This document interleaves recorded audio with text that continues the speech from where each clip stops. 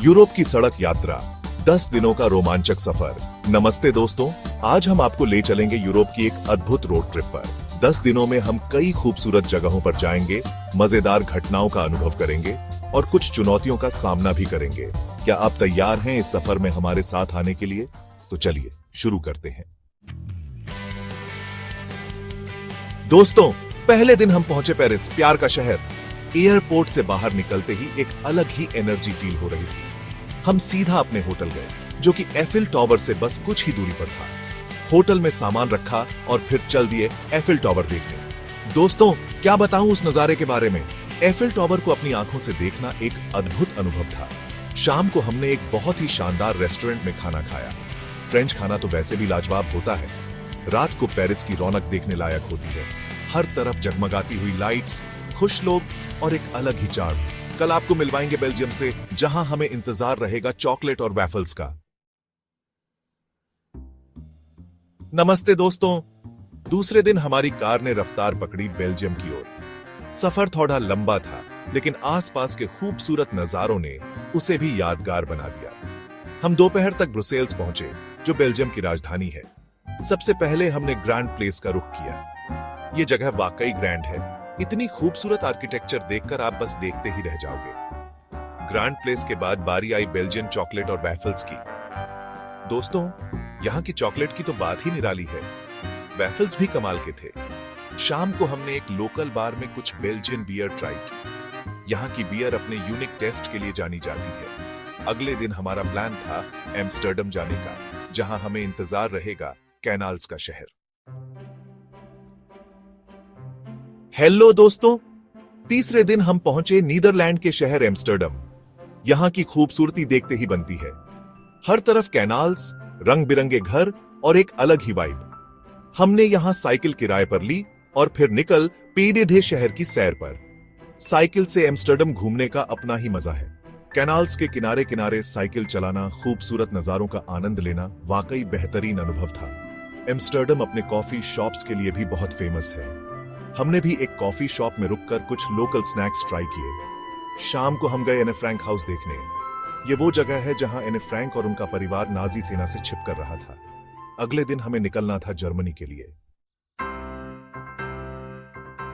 नमस्कार दोस्तों, चौथा दिन और हमारी रोड ट्रिप का अगला पड़ाव था जर्मनी का खूबसूरत शहर कोलोन। एम्स्टर्डम से कोलोन का सफर बहुत ही सुहावना रहा। रास्ते में हमने हरे भरे मैदान और खूबसूरत गांव देखे। कोलोन पहुंचते ही हमारी नजरें सबसे पहले वहां के प्रसिद्ध कोलोन कैथेड्रल पर पड़ी। यह कैथेड्रल इतना विशाल और भव्य है कि इसे देखकर आप बस दंग रह जाएंगे। इसकी वास्तुकला वाकई काबिले तारीफ है।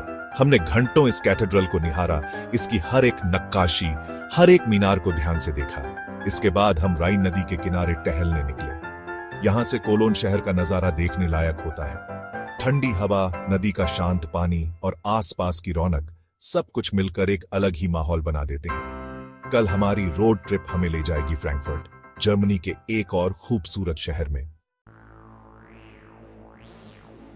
नमस्ते दोस्तों, पांचवा दिन और हमारी रोड ट्रिप का अगला पड़ाव था जर्मनी का फाइनेंशियल हब फ्रैंकफर्ट। फ्रैंकफर्ट पहुंचते ही हमें एक अलग ही वाइब महसूस हुई।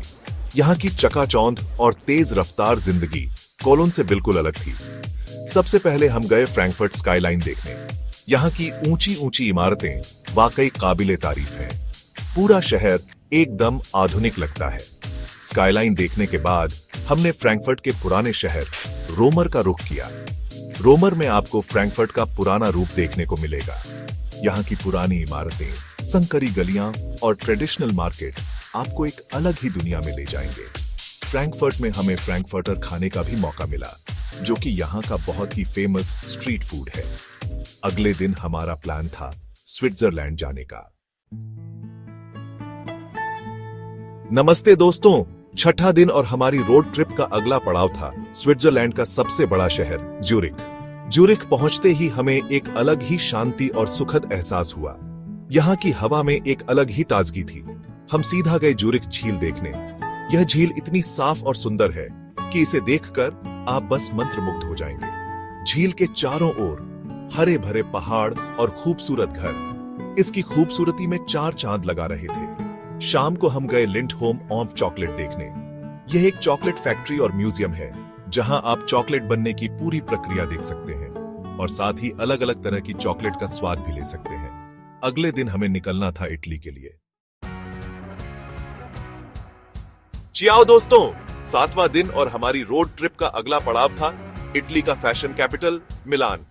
मिलान पहुंचते ही हमें एक अलग ही एनर्जी और वाइब्रेशन महसूस हुई। यहाँ की हवा में एक अलग ही स्टाइल और ग्लैमर था। सबसे पहले हम गए मिलान कैथेड्रल देखने, जो कि दुनिया के सबसे बड़े चर्चों में से एक है। इसकी वास्तुकला वाकई अद्भुत है और इसे बनने में करीब 600 साल का समय लगा था। कैथेड्रल के बाद हमने मिलान की फेमस शॉपिंग स्ट्रीट विया मोंटे नेपोलियन का रुख किया।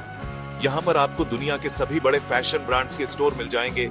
यहाँ की दुकानों में रखे हुए कपड़े, जूते और बैग देखकर आप बस देखते ही रह जाएंगे।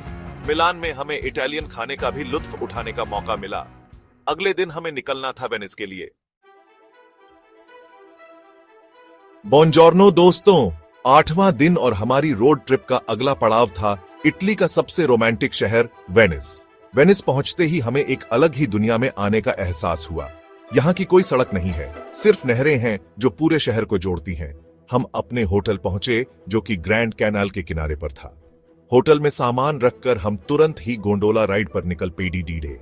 गोंडोला एक तरह की छोटी नौका होती है जिसे एक व्यक्ति खड़ा होकर चलाता है। ग्रैंड कैनाल में गोंडोला राइड करते हुए वेनिस की खूबसूरती देखते ही बनती है। नहरों के दोनों ओर बने खूबसूरत घर, पुल और चर्च आपको एक अलग ही दुनिया में ले जाते हैं। गोंडोला राइड के बाद हम गए सेंट मार्क स्क्वायर देखने, जो कि वेनिस का सबसे फेमस स्क्वायर है। यहाँ पर Saint Mark Basilica, Doge Palace और कैंपनाइल बेल टावर जैसे कई प्रसिद्ध इमारतें हैं। स्क्वायर में हमने कुछ समय बिताया, तस्वीरें खींची और फिर चल दिए खाना खाने। वेनिस में हमें सी फूड बहुत पसंद आया। हमने यहाँ के फेमस स्पेगेटी अल्ले वोंगोल और फ्रिटो मिस्टो का स्वाद लिया, जो कि बहुत ही स्वादिष्ट था।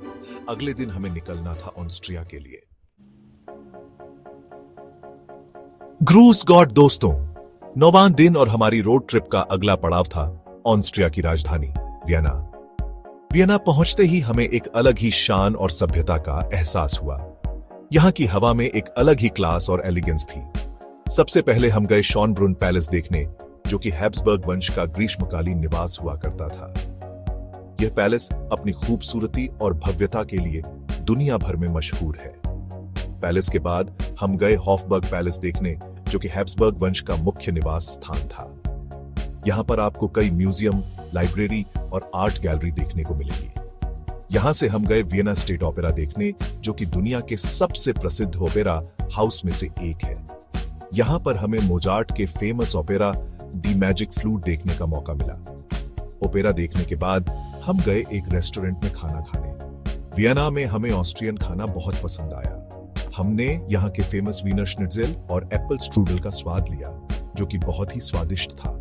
अगले दिन हमें निकलना था अपनी रोड ट्रिप के आखिरी पड़ाव बुडापेस्ट के लिए। वियना से विदाई लेना थोड़ा मुश्किल था, लेकिन बुडापेस्ट के इतिहास और संस्कृति का भी इंतजार था।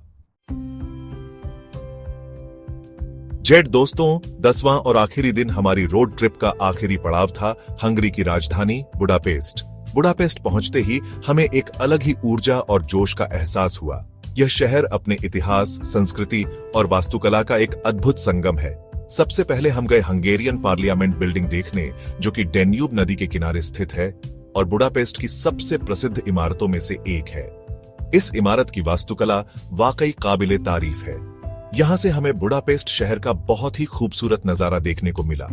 इसके बाद हम गए बुडा कैसल देखने, जो कि बुडा पहाड़ी पर स्थित है और यहाँ से आपको पूरे शहर का नजारा देखने को मिलेगा। यहाँ पर कई म्यूजियम और आर्ट गैलरी भी हैं, जिन्हें देखने के लिए आप जा सकते हैं। शाम को हम डेन्यूब नदी पर एक क्रूज पर गए।